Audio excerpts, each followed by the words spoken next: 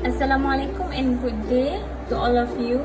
In this video, I would like to explain about the inverse Z transform. Okay, when do we need to use inverse Z transforms? Okay, when you have the Z transform expression and then you need to find the discrete time signal. So we have two methods here to find the inverse Z transform. The first one is using partial fraction expression and the second one is using power series expression. Okay, we directly go to the example 1, which is using partial fraction expression. So for example 1, the question asks you to find the inverse Z transform of this expression. Okay, and given also the ROC is Z between 1 and 2. So we have 3 steps here that you need to follow. The first step is you need to use the partial fraction expression. I believe all of you already know how to use the partial fraction expansion, which is already learned in mathematics.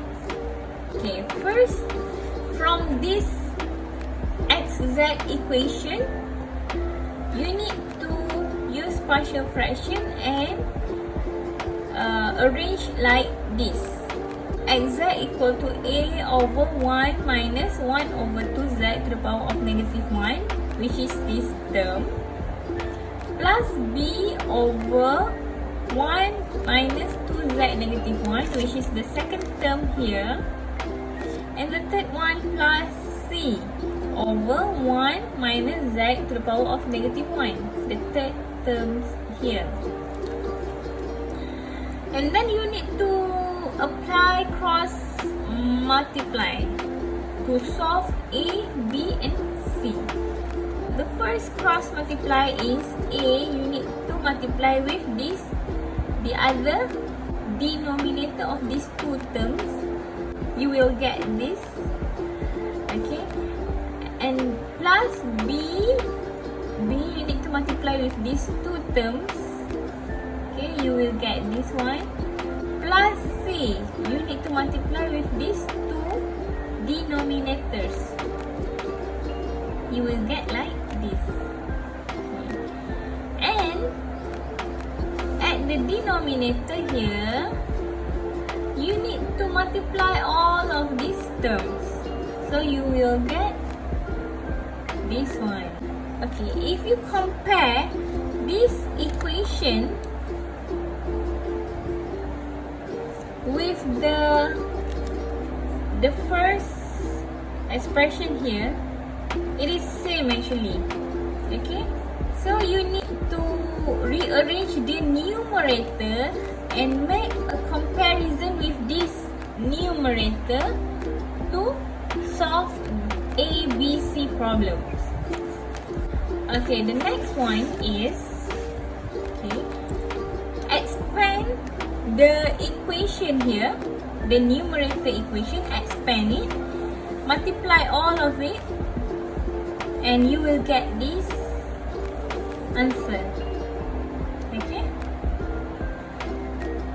like I said before, this answer, you will compare it with the numerator that comes from the original expression of xz. Okay, and then you need to factorize this one, follow the coefficient here, z to the power of negative 2 and z to the power of negative 1. You will get like this. Rearrange the equation, okay? So the first coefficient, z to the power of negative 2, you will compare it with this one, z to the power of negative 2. You will compare with this one, 1. 2a plus 1 over 2b plus c is equal to 1. So you will get the first equation. 2a plus 1 over 2b plus c equal to 1.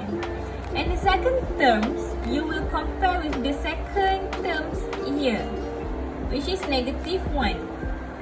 Negative 3a minus 3 over 2b minus 5 over 2c equal to negative 1. This is the second equation. And the last equation is 1 plus b plus c, which is equal to 1. Okay, this is the equation. Okay, so 1 plus b plus c equal to 1. So b plus c equal to 0. So you, using your calculator, no need to calculate manually. Just use your calculator and you will get the answer of A, B and C. A equal to 1, B equal to 2 and C equal to negative 2. Substitute all of the answers, which is A equal to 1, B equal to 2 and C equal to negative 2 into the ABC equation here, partial fraction equation here. Substitute the answer A, B and C and you will get like this one. So how many terms that you have? You have 3 terms. 1 terms, 2 terms and 3 terms. Okay, and then we proceed to step number 2, which is you need to find the inverse Z transform for each terms. After you apply a partial fraction method, you need to find the inverse Z transform. Okay. So for the first term, if you refer to the Z transform pairs table, for the first term, if you change it, you will get this discrete time signal.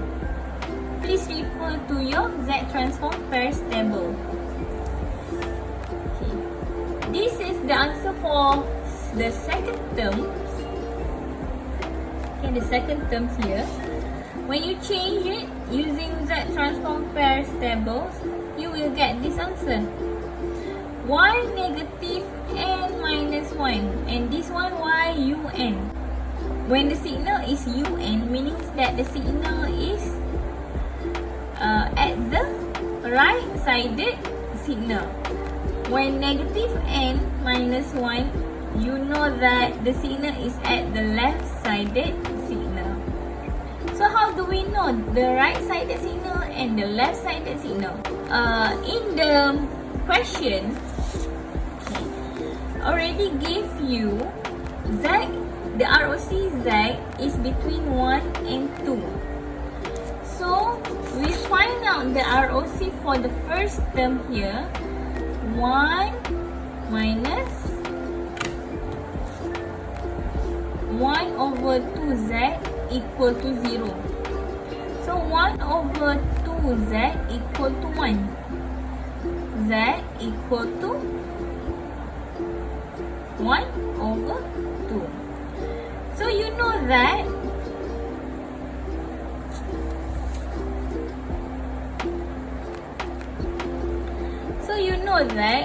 the ROC given in the question is between 1 and 2.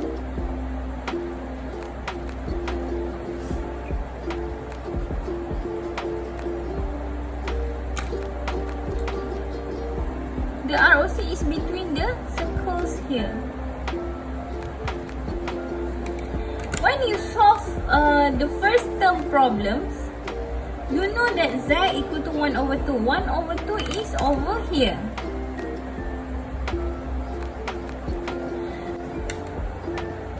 So the circle is over here.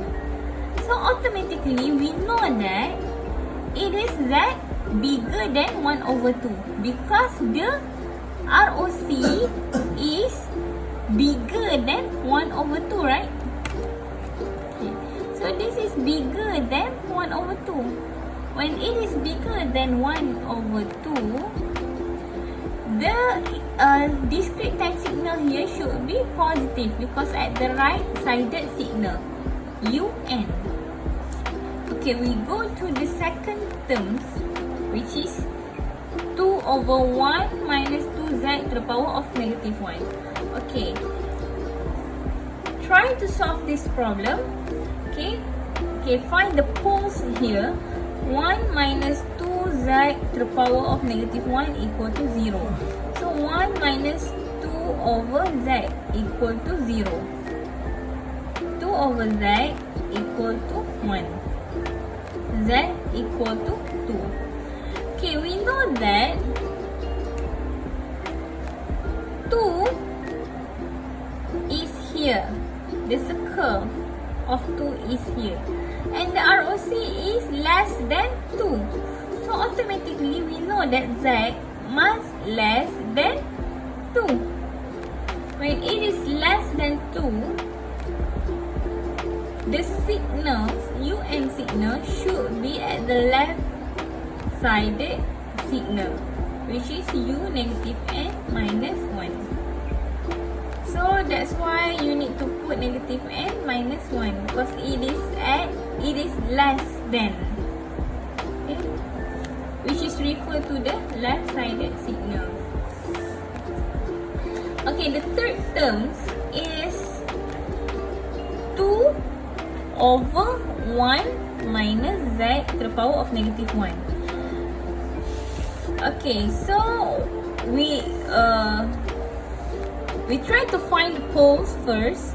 1 minus 1 over z equal to 0. So 1 over z equal to 1. Z equal to 1.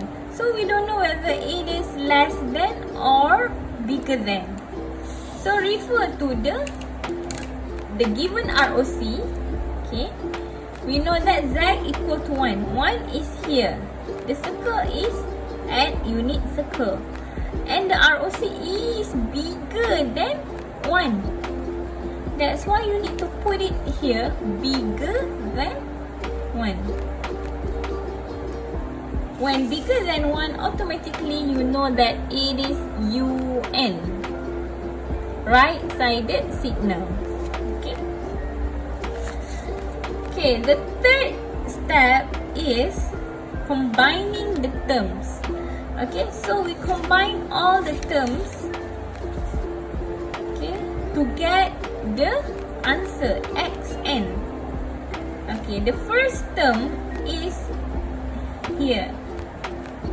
Okay, 1 over 2 to the power of n un minus the second term 2 multiplied by 2 to the power of n negative 1, which is you get it from here. And the third term is negative 2 un, which is you get it from these third terms here. The answer for discrete time signal is